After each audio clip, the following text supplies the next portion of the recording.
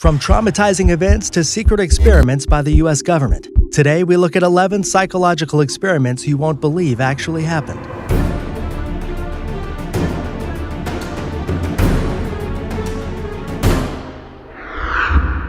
Number 11. Humanity tests. How far will you go when ordered to do something by an authority? That's what Stanley Milgram wanted to find out.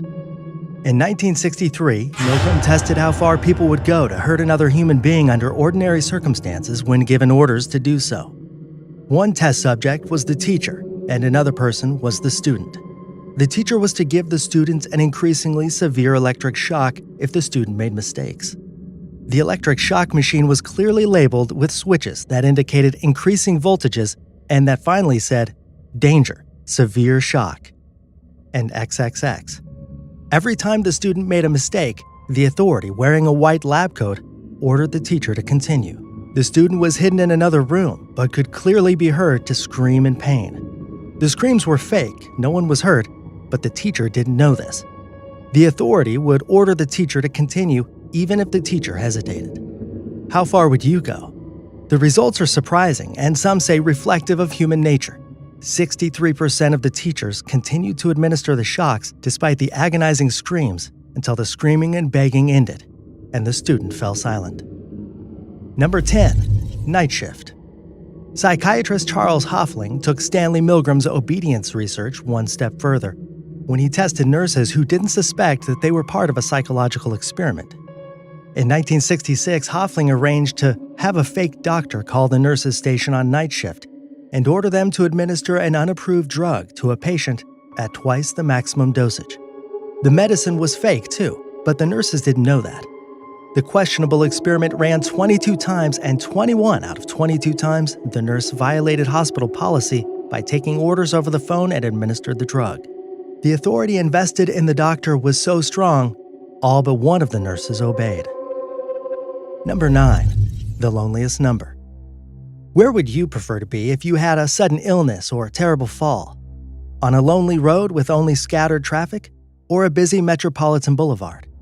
The bystander effect, also known as bystander apathy, informs us that the lonely road may be our best hope for survival. How can that be? In 1968, John Darley and Bibb Latané demonstrated this effect in the laboratory after the murder of Kitty Genovese in 1964. They performed a simple but profound social psychological experiment. They staged an emergency situation and timed how long it took people to intervene if they do so at all. The situations were variously staged with one, few, or many bystanders. The results showed that the more people are around, the more inhibited the response to the emergency, and by a large margin. When a person was alone with a fallen woman, 70% of the time, they would respond. Only 40% of the time would someone respond if there were many people around. Number 8. Tell the truth. How sure of yourself are you? How sure of yourself are you if you're the only one in the crowd with your viewpoint? Imagine attending a planned psychology experiment, along with 7 other people. You're all ushered into a room and handed 2 cards, one with a single vertical line printed on it, and one printed with 3 vertical lines of differing lengths. You're asked by the experimenter to choose which of the 3 lines matches the length of the line on the one-line card. All 7 of the other participants choose the wrong line. You know what the answer is. It's obvious. But you're the only one who sees it. Everyone else disagrees. What do you think? What do you do? In this case, in Solomon Asch's 1951 social psychology experiment, the other 7 participants were actually part of the experiment and told to pick the wrong line. Only one person was the subject of the investigation, and the purpose was to see if social pressure from a majority group could change behavior, forcing a person to conform. There were 18 stagings of the test, and in 12 the participants chose the wrong line. 32% of the subjects conformed. 75% of the subjects conformed to the majority at least once, and 25% never conformed. Overwhelmingly, the stated reason for conforming was that the subject didn't believe the participants were correct, but the subject went along so that they were not perceived as peculiar or ridiculed for their answer.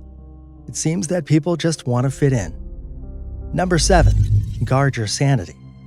It was August 14th through 20th, 1971 at Stanford University in a 35-foot walled-off section of the basement of Jordan Hall. 24 middle-class, psychologically stable, healthy white males specifically chosen to have clean criminal records were selected and agreed to participate in a psychology experiment testing whether the inherent personality traits of guards and prisoners were the chief cause of abusive behaviors in prisons. They would be in the experiment for 7 to 14 days, each receiving $15 a day. That was how it started. 12 prisoners, 12 guards. Psychology professor Philip Zimbardo, who ran the experiment, performed the function of the superintendent. Zimbardo's goal was to induce de-individualization, disorientation, and depersonalization into the 24 men. On the second day, the prisoners revolted. The guards attacked the prisoners with fire extinguishers and without staff supervision. The guards felt they were at a disadvantage, so they began to use psychological tactics against the prisoners, such as administering rewards and punishments. Within 36 hours, one prisoner began acting crazy and had to be released. Soon, the guards started using physical punishments and refusing sanitary cleanliness. Forced nudity was initiated as a penalty. Cruelty escalated. Fully 1/3 of the guards exhibited authentic sadistic behavior. The whole thing terminated after only 6 days. More than 50 people observed the experiment. Only one questioned its morality. So, was it the internal characteristics of the participants or the situation they were in that caused the utter breakdown? What do you think? Number 6. Little Albert. At 9 months old, little Albert was a normal child, subject to an experiment of Watson and Rayner in 1920. At first, little Albert was given a soft white rat to play with, a white rabbit, a monkey, and various masks and toys. Little Albert was unafraid and played happily alone. In subsequent sessions, while he was playing nicely, a steel bar was struck loudly with a hammer behind his head. Frightened, little Albert would burst into tears. Whenever the steel bar was hammered, little Albert would become afraid. He soon grew anxious and feared his sessions. 2 months later, he was presented with a white rat, and within a moment, the steel bar was struck. Each weekly session, for 7 weeks, the same thing happened until just the sight of the white rat caused little Albert to cry horribly. Even if the steel bar had not been struck, he would quickly move away from the rat. In later sessions, little Albert started shying away from anything white and furry, such as the white rabbit, then the furry monkey. He even developed a phobia around a Father Christmas mask with a full beard. The story almost ends there because little Albert was taken away from these men. He was not deconditioned. He was not healed. It was thought that little Albert was better off without those men around him. It is now known that little Albert was in real life Douglas Merritt, and his mother was a wet nurse at the campus hospital. She was paid $1 for little Albert's participation in the experiment. Douglas Merritt died at the age of 6 of acquired hydrocephalus, and his mental state was unknown. Number 5. Eyes wide shut. How good are you at observing your surroundings? Are you like Sherlock Holmes or more like Homer Simpson? The answer may disappoint you. In Orlando, Florida in 2008, local news television Channel 6 set up a social experiment of their own. They printed up a missing child poster, but the child wasn't missing. It was a picture of 8-year-old, alleged, Brittany Begonia. Channel 6 posted the poster on the front window of a grocery store and had Brittany sit only a few feet from it. Hundreds of people passed by. They passed by the poster and looked at it. They passed by Brittany and looked at her. They said nothing. Only 2 people out of those hundreds reacted to the poster and did something about it. When asked about it afterward, the most common reaction as to why nothing was said or done was that they didn't want to get involved. Oh, they noticed all right, sure, but they weren't comfortable being part of the whole thing. Sound believable? Number 4. Monsters. In 1939, 22 orphan children were subjected to what has become known as the monster study. At the University of Iowa in Davenport, Wendell Johnson supervised graduate student Mary Tudor in an experiment that horrified Johnson's peers when they found out about it.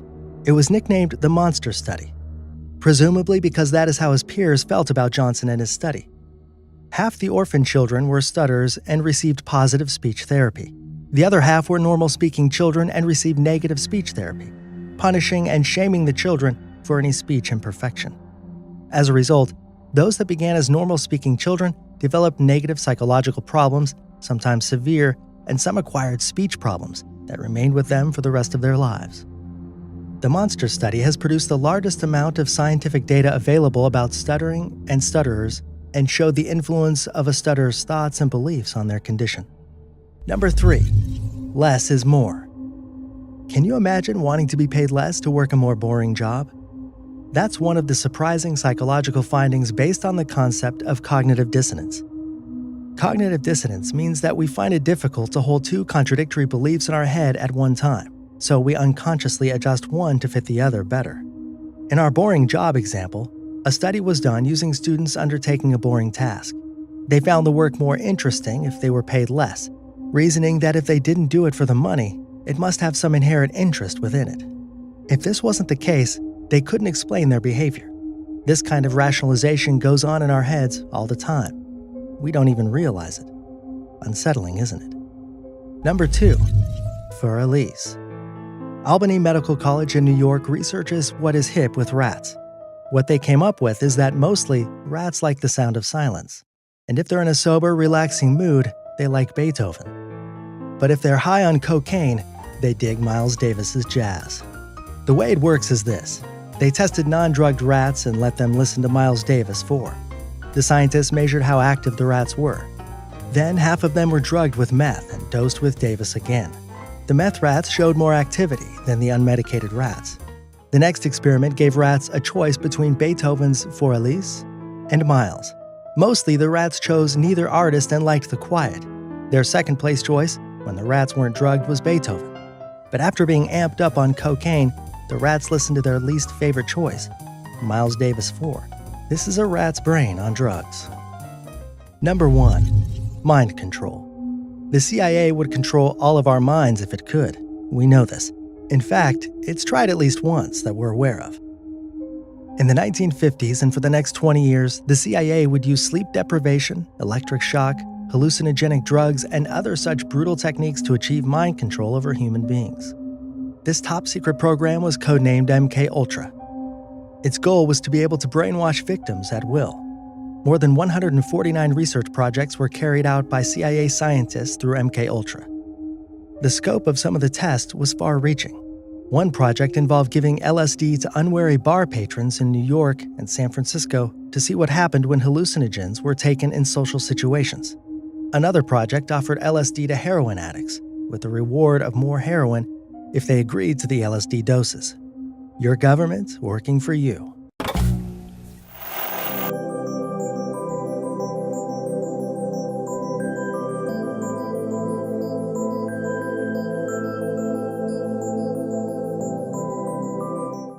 The teacher to continue. The student was hidden in another room, but could clearly be heard to scream in pain. The screams were fake, no one was hurt, but the teacher didn't know this. The authority would order the teacher to continue even if the teacher hesitated. How far would you go? The results are surprising, and some say reflective of human ego when ordered to do something by an authority. That's what Stanley Milgram wanted to find out. In 1963, Milgram tested how far people would go to hurt another human being under ordinary circumstances when given orders to do so. One test subject was the teacher, and another person was the student. The teacher was to give the student from traumatizing events to secret experiments by the U.S. government. Today, we look at 11 psychological experiments you won't believe actually happened.